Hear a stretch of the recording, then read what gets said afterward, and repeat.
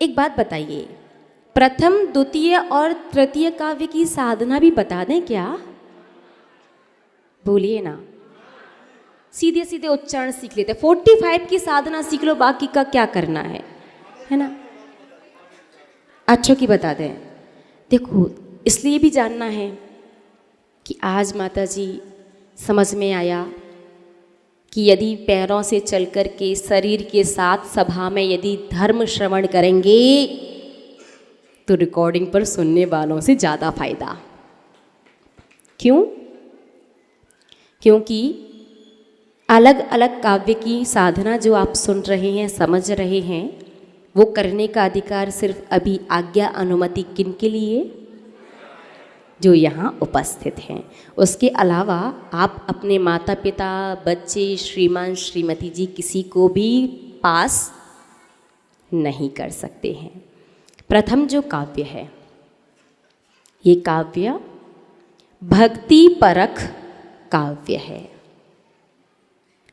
जिन भी संसारी प्राणी के जीवन में पारिवारिक अपने से छोटों को लेकर के, चाहे उनसे छोटे उनके भाई बहन हों, चाहे उनके बच्चे हों, जो भी नाते रिश्तेदार हों, अपने से छोटों को लेकर के यदि कोई विकल्प बनता है, जैसे वो बात नहीं मानते हैं, या उनके अंदर सभ्यता नहीं आ रही है, या उनका आचरण कहीं ना कहीं आपके घर की मर्यादा और अशांति को भंग कर रहा है, या वो आपको प्रॉपर जो मान सम्मान, यदि आप पात्र हैं तो, ऐसा नहीं कि स्वयं का आचरण ठीक ना हो, स्वयं के अंदर पात्रता ना हो और उम्मीद करें काव्य पढ़ के दूसरा सुधर जाए।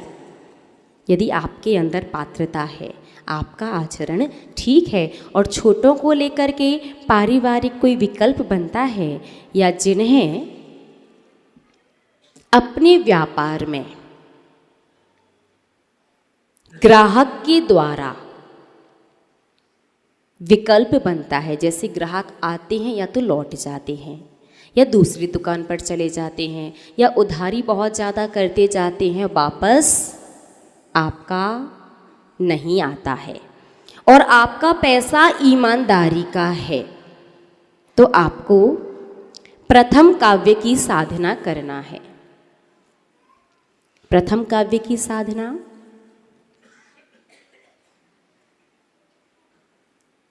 17 दिन की जाती है।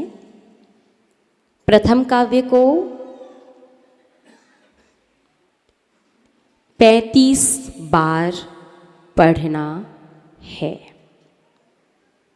एक बात विशेष जो आपको ध्यान रखनी है, किसी भी काव्य की साधना आप यदि करते हैं तो आपको उतने दिन ब्रह्मचर्य व्रत का पालन करना अनिवार्य है। दूसरी बात, भोजन में ऊपर से नमक का त्याग भी अनिवार्य है। भोजन में बनाते समय जो डला है वो चलेगा, लेकिन ऊपर से नहीं चलेगा। 2 इसके विशेष नियम रहेंगे। तीसरा नियम, जमी कंद का उतने दिनों के लिए टोटली त्याग करना होगा। बस 3 ही नियम।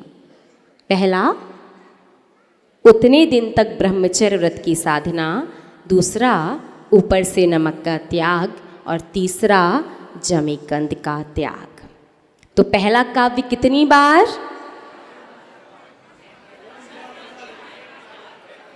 35 बार 17 दिन तक।